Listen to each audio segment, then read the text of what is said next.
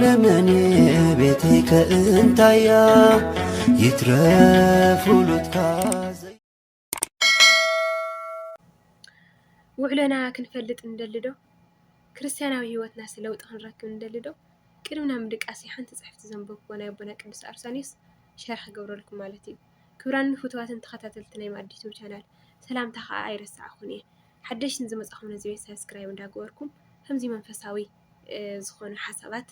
ናባኻትኩም ተሎ ክበጽሕኩም ሰብስክራይብ እንዳገበርኩም ቤተሰብ ኩኑ። ከምኡ ከዓ ነብራ ህፃናሕኩም ከዓ ሼር ላይክ እንዳገበርኩም ናብ ኩሉ በጽሕዎ ማለት ብሕልፊ ናይ ቅዱሳን ኣቦታትና ታሪኽ ንሕና ህይወትና ክንልውጥ ዝገብረና ዓብይ ተራ ኣለዎ ማለት እዩ።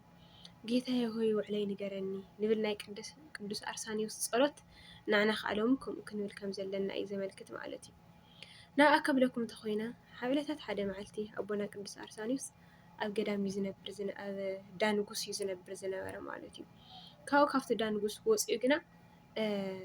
ብምናኔ ክነብር ይሓስብ ነበረ ማለት እዩ ኣቦና ቅዱስ አርሳኒዮስ።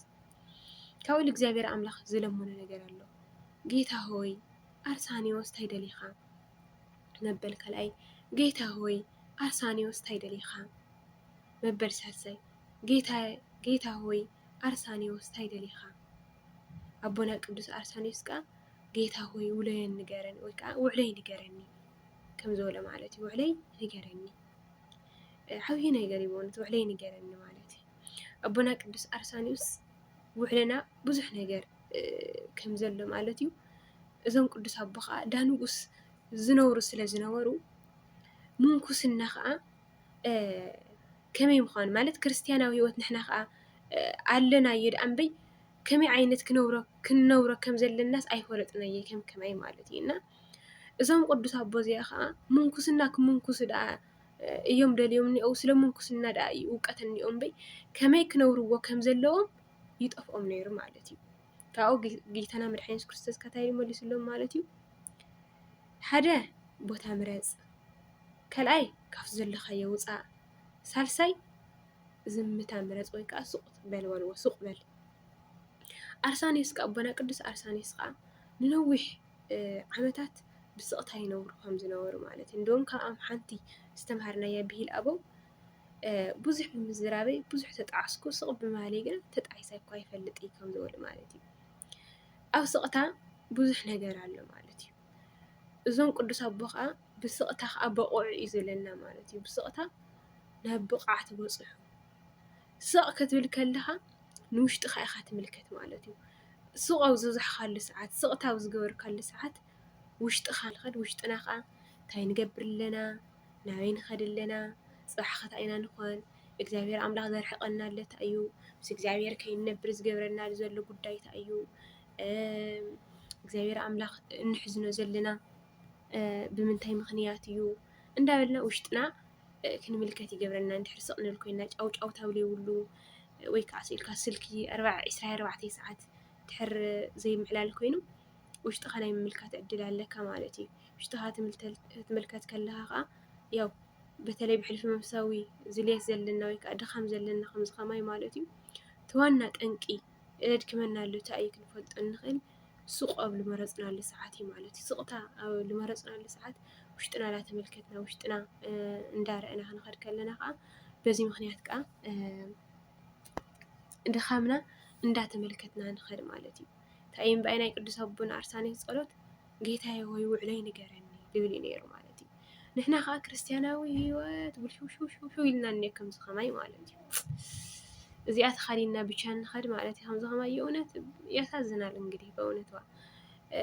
ውዕለይ ንገረኒ ክንብል ከም ዘለና ማለት እዩ። ውዕለይ ንገረኒ ክርስቲያናዊ ህይወት መንፈሳዊ ህይወት ኣለኹ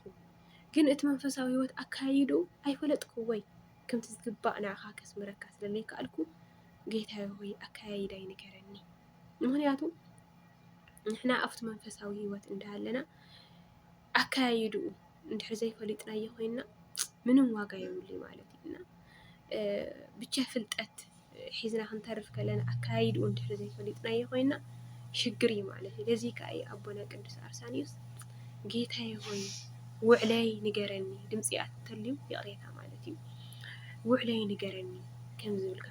ይብል ከም ዝነበረ ማለት እዩ። ንሕና ከዓ ክርስቲያናዊ ህይወትና ብልሽውሽውሽው ዝበለ ውዕልና ይንፈልጦ ስቆይና ስቆይና ንህረስ ስቆይና ንለዓል ምንም ለውጥ ለይብሉ ዝሓዝናዮ ከዓ እንደውም ነጥፎ ማለት እዩ ዝሓዝናዮ ንሽቶን ዝነበረትና ልምምድ እኳሲ ንዓኣ እንዳጥፋእናያ ንኸድ ከለና ውዕልና ስለዘይፈልጥ እዩና ሓደ ነገር ቦታ ምረፅ ይብሎ ነይሩ እግዚኣብሔር ኣምላኽ ቦታ ከዓ ንሕና ክንመርፅ ከለና ውዕሎና እዩ ማለት እዩ ውዕሎና ሲ ቦታናት ኣብ ምንታይ ኢና ነውዕሎ ንርእስና ሲ ኣበይ ንረኽቦ ሓደ ግዜ ክሪኦ ከለኹ ንርእሰይ ሲ ኣነ ውለይ ደልዮ ቦታ ይረኽቦ ትርእሰይ ማለት እዩ ወይ ከዓ ርእሰይ ሲ ዝኾነ ነገር እንዳተመልከተ ኣብ ዘይኮነ ነገር ይረኽቦ ማለት እዩና ስቕ ኢልና ንኸድ ከለና ከዓ ውዕሎና ዘይንፈልጦ ኮይንና ከዓ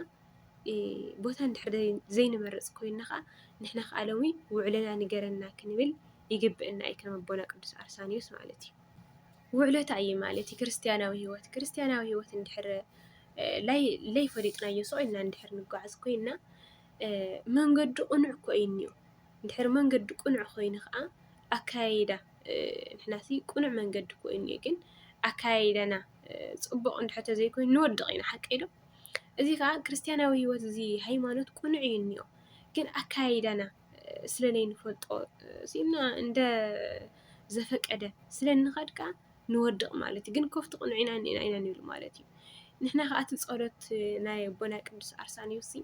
ለኣና እዩ ኢለ ዝሓስብ ከም ኣነ ጌታ ሆይ ውዕለይ ንገረኒ ልብሲ ለኣና ኮይኑ ይስምዐኒ ብትሕቲ ሕዚ ትዝክብለኒ ከሎ ማለት እዩ ስለዚ ንሕና ከዓ ውዕሎ ንገረኒ ልብል ሓደ ማለት እዩ ሃዋርያ ቅዱስ ጳውሎስ ማለት እዩ ሃዋርያ ቅዱስ ጳውሎስ ንጎይታ እንዳገልገለ እንዳመሰለ እንዳሃለየ ንኩሎም ቅዱሳን ኣቦታትና ሃዋርያት የሳድዶም ከም ዝነበረ ኩልና ንምሃይና ሳውል ዝነበረ ናይ ቅድም ስሙ ማለት እዩ እዚ ከዓ ውዕልኡ ንእግዚኣብሔር ኣምላኽ የገልግል ኣለኹ እኮ ኢሉ ይብሎ ከምዚ ከማይ ከዓ ቤተ ክርስቲያን ንመላለስ ኣብቲ መንፈሳዊ ህይወት ኣለና ንብል ግን ንእግዚኣብሔር ኣምላኽ ነገልግል ኣለና ይመስለና ግን ከዓ እኮ የለናይ ኣነ ከምኡ ኢለ ሓስቦ ብትሕዚ በተለይ ልባዕለይ ማለት እዩና ግን ከዓ የለናይ ማለት እዩ ስለዚ ቅዱስ ጳውሎስ ናይ ልቡ ቅንዕና ወይ ናይ ልቡ